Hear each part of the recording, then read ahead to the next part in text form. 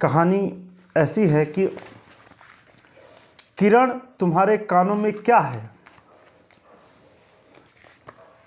उसके कानों में चंचल लट को हटाकर कहा, कंगना। अरे कानों में कंगना? सचमुच 2 कंगन कानों को घेर कर बैठे थे। हाँ, तब कहाँ पहनूं? किरण अभी भोरी थी। दुनिया में जिसे भोरी कहते हैं वैसी भोरी नहीं। उसे वन के फूलों का भोलापन समझो, नवीन चमन के फूलों की भंगी नहीं। विविध खाद या रस से जिनकी जीविका है, निरंतर काट छांट से जिनका सौंदर्य है, जो 2 घड़ी चंचल चिकने बाल की भूषा है, 2 घड़ी तुम्हारे फूलदान की शोभा है।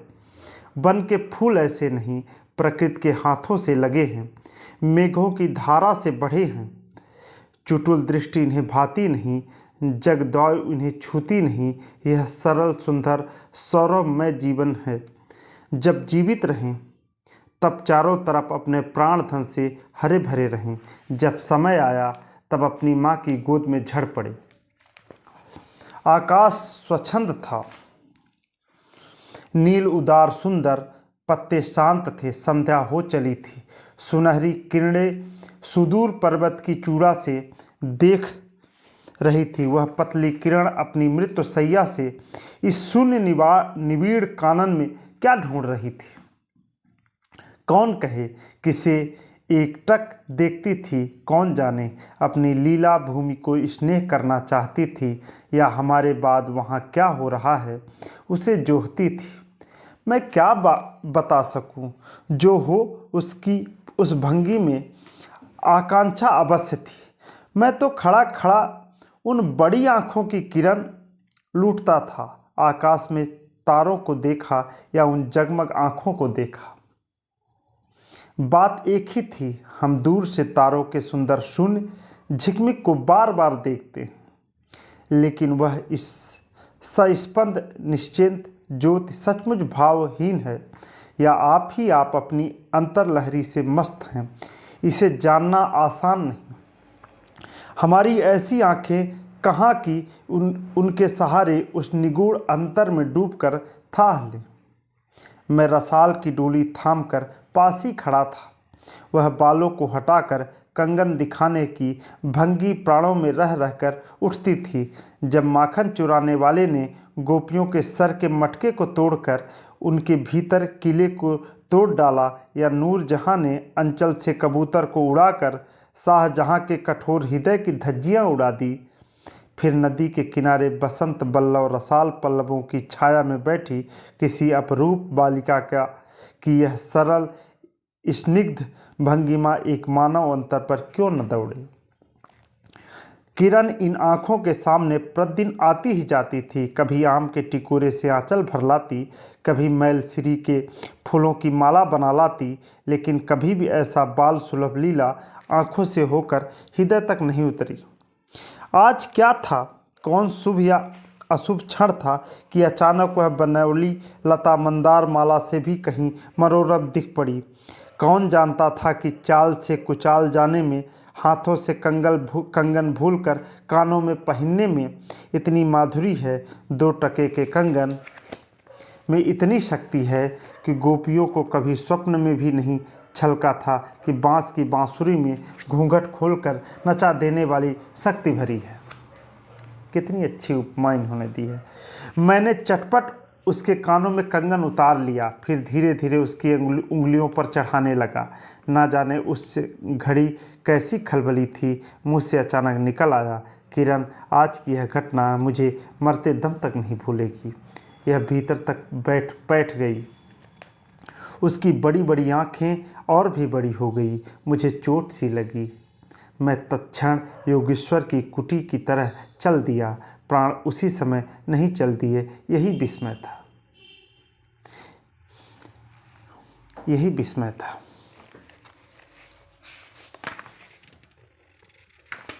एक दिन था कि इसी दुनिया में दुनिया से दूर रहकर लोग दूसरी दुनिया का सुख उठाते थे। हरिचंदन के पल्लवों की छाया भूलोक पर कहाँ मिले, लेकिन किसी समय हमारे यहाँ भी ऐसे वन थे जिनके वृक्षों के साये में घड़ी निवारने के लिए स्वर्ग से देवता भी उतर आए थे। जिस पंचवटी का अनंत यौवन देख राम की आंखें भी खिल उठी थी, वहाँ के निवासियों ने कभी अमरतरु के फूलों की माला नहीं चाही, मंदाकिनी के छींटों की शीतलता नहीं ढूंढी, नंदनोपवन का सानी कहीं बन भी था। कल्प वृक्ष की छाया में शांति अवश्य है, लेकिन कदम की छैया कहाँ मिल सकती। हमारी तुम्हारी आँखों ने कभी नंदनोत्सव की लीला नहीं देखी, लेकिन इसी भूतल पर एक दिन ऐसा उत्सव हो चुका है जिसको देख देख कर प्रकृति तथा रजनी 6 महीने तक ठगी रही। शत शत देवगंगनाओं ने परिजात के फूलों की वर्षा से नंदन कानन को उजाड़ डाला। समय ने सब कुछ पलट दिया।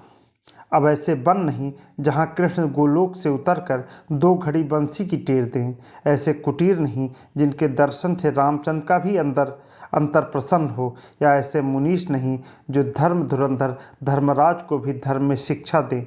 यदि 1-2 भूले भटके हों भी, तब अभी तक उन पर दुनिया का पर्दा नहीं उठा, जगन माया की माया नहीं लगी। लेकिन वे कब तक बचे रहेंगे? लोग अपने यहाँ अलौकिक बातें कब तक होने देगा? भवसागर की जल तरंगों पर स्थिर होना कब संभव है? हरिकेश के पास एक सुंदर वन है, सुंदर नहीं अपरूप सुंदर है। वह प्रमोद वन के विलास निकंजों जैसा सुंदर नहीं, वरन चित्रकूट या पंचवटी की महिमा से मंडित है।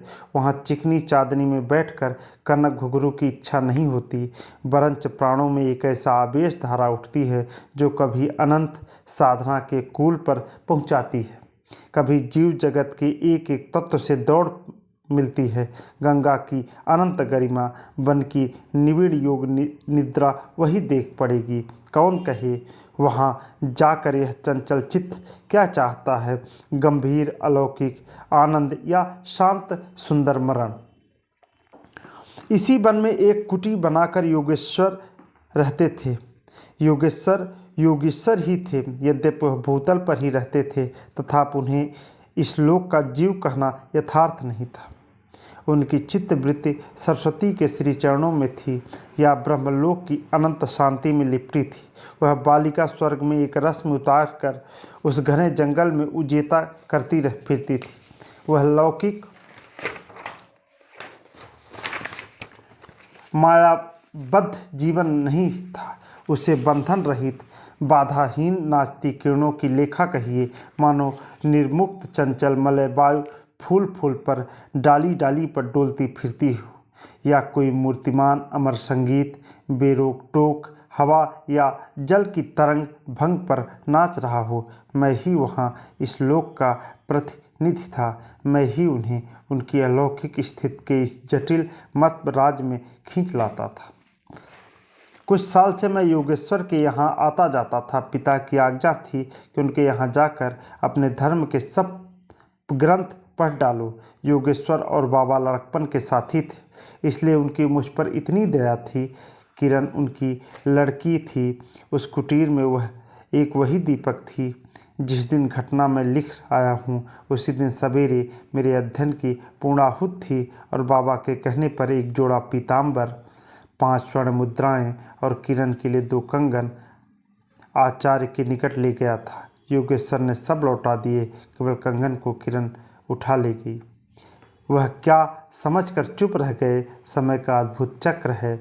जिस दिन मैंने धर्म ग्रंथ से मुँह मोड़ा, उसी दिन कामदेव ने वहाँ जाकर उनकी किताब का पहला सफ़ा उल्टा। दूसरे दिन मैं योगेश्वर से मिलने गया। वह किरण को पास बिठाकर ना जाने क्या पढ़ा रहे थे। उनकी आंखें गंभीर थीं। मुझको देखते ही वह उठ पड़े और मेरे कंधों पर हाथ रखकर गदगद स्वर से बोले, नरेंद्र, अब मैं चला, किरण तुम्हारे हवाले। यह कर किसी की सुकोमल उंगलियां मेरे हाथों में रख दी। लोचनों के कोने पर 2 बूंदें निकल कर झांक पड़ी। मैं सहम उठा। क्या उन सब पर बातें विदित थी? क्या उनकी तीव्र दृष्टि मेरी अंतर्लहरी तक डूब चुकी थी? वह ठहरे नहीं, चल दिए। मैं कांपता रह गया। किरण देखती रह गई। सन्नाटा छा गया। वन वायु भी चुप हो गए। हम दोनों भी चुप चल पड़े। किरण मेरे कंधे पर थी। हठात अंतर से कोई अकड़ कर कह उठा, हाय नरेंद्र, यह क्या? तुम इस वन फूल को किस चमन में ले चले, इस बंधन विहीन स्वर्गीय जीवन को किस लोकजाल में बांधने चले, इस बंधन विहीन स्वर्गीय जीवन को किस लोकजाल में बांधने चले। बहुत बहुत धन्यवाद। तीसरा इसका तरह सुनिएगा कि ककड़ी जल में जाकर कोई स्थायी विवर नहीं फोड़ सकती। ककड़ी जल में जाकर कोई स्थायी विवर नहीं फोड़ सकती। क्षण भर जल का समतल भले ही उलट पुलट हो, लेकिन इधर उधर से जल तरंग दौड़कर उस छिद्र का नाम निशान भी नहीं रहने देगी। जगत की भी यही चाल है। यदि स्वर्ग से देवेंद्र भी आकर इस लोक चलाचल में खड़े हों, फिर संसार देखते ही देखते उन्हें अपना बना लेगा। इस काली कोठरी में आकर इसकी कालिमा में बचे रहे, ऐसी शक्ति अब आकाश कुसुम ही समझे। 2 दिन में राम हाय जानकी कहकर बन बन डोलते फिरे। 2 क्षण में यही विश्वामित्र को भी स्वर्ग में घसीट लाया। किरण की भी यही अव्यवस्था हुई। कहाँ प्रकृति की निर्मुक्त गोद, कहाँ जगत का जटिल बंधन पास, कहाँ से कहाँ आ पड़ी वह अलौकिक भोलापन, वह निसर्ग उच्छ्वास हाथों हाथ लुट गए। उस वन फूल की विमल कांति लौकिक चमन की मायावी मानो हारित में परिणत हुई। अब आंखें उठाकर आकाश में नीरव बातचीत करने का अवसर कहाँ से मिले। मलय वायु से मिलकर मलयाचल के फूलों की पूछताछ क्यों हो। जब किशोरी नए सांचे में ढलकर उतरी, उसे पहचानना भी कठिन था।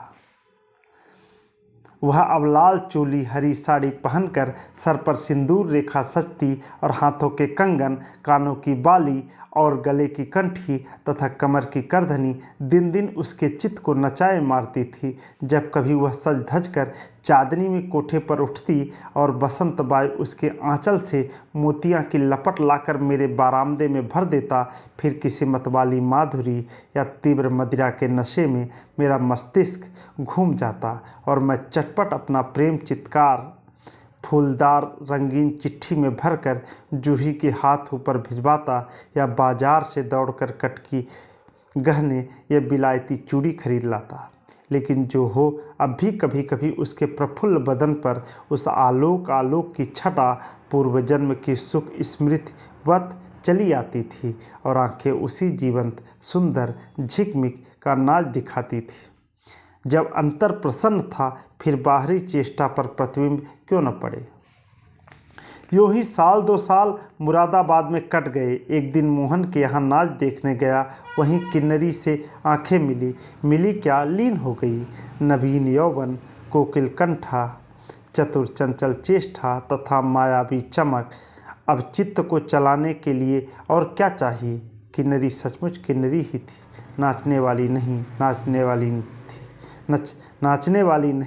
नचाने वाली थी। पहली बार देखकर उसे इस लोक की सुंदरी समझना दुस्तर था। एक लपट जो लगती किसी नशा से चढ़ जाती।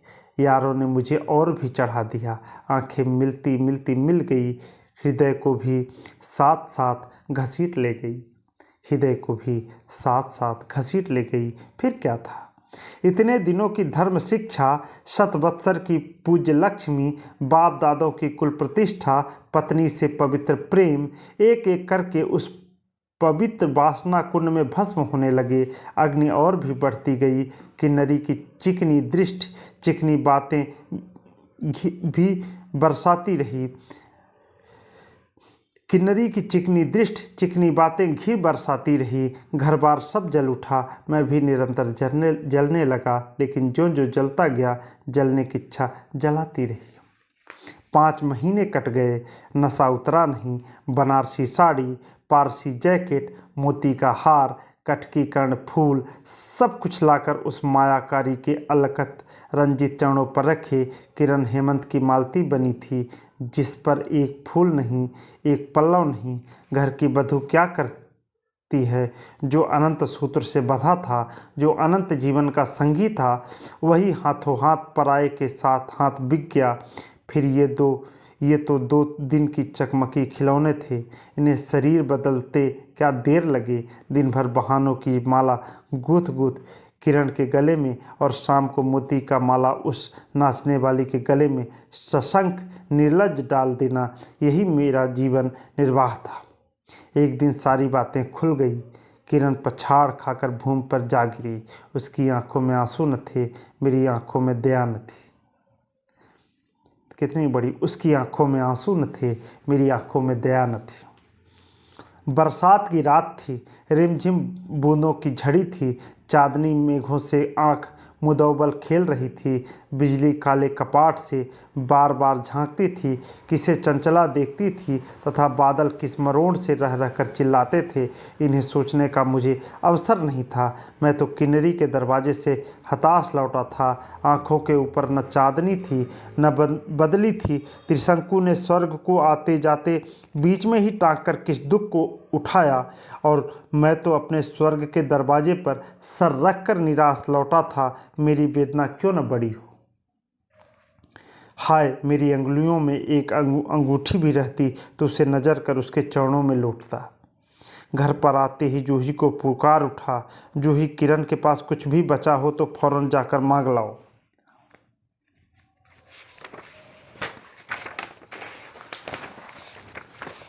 ऊपर से कोई आवाज़ नहीं आई, लेकिन सर के ऊपर से एक काला बादल कालांत चित्कार के चिल्ला उठा, मेरा मस्तिष्क घूम गया है। मैं तत्क्षण कोठे पर दौड़ा। सब संदूक झांके, जो कुछ मिला सब तोड़ डाला, लेकिन मिला कुछ भी नहीं। अलमारी में केवल मकड़े का जाल था। श्रृंगार बॉक्स में एक छिपकली बैठी थी। उसी दम किरण पर झपटा। पास जाते ही सहम गया। वह एक तकिए के सहारे निसहाय निस्पंद लेटी थी। केवल चाँद ने खिड़की से होकर उसे गोद में ले रखा था, और वायु उस शरीर पर जल से भिगोया पंखा झल रही थी। मुख पर एक अपरूप छटा थी। कौन कहे, कहीं जीवन की शेष रश्मि क्षण भर वहीं अटकी हो। आंखों में एक जीवन ज्योत थी। शायद प्राण शरीर से निकलकर किसी आश्रय से वहां बैठ रहा था। मैं फिर पुकार उठा, किरण, किरण, तुम्हारे पास कोई गहना भी रहा है? हाँ, क्षीण कंठ की काकली थी। कहा, कहाँ है? अभी देखने दो। उसने धीरे से घूंघट सरकाकर कहा, वही कानों का कंगना, वही कानों का कंगना। सर तकिए से ढल पड़ा, आंखें भी झिप गई। वह जीवंत रेखा कहाँ चली गई?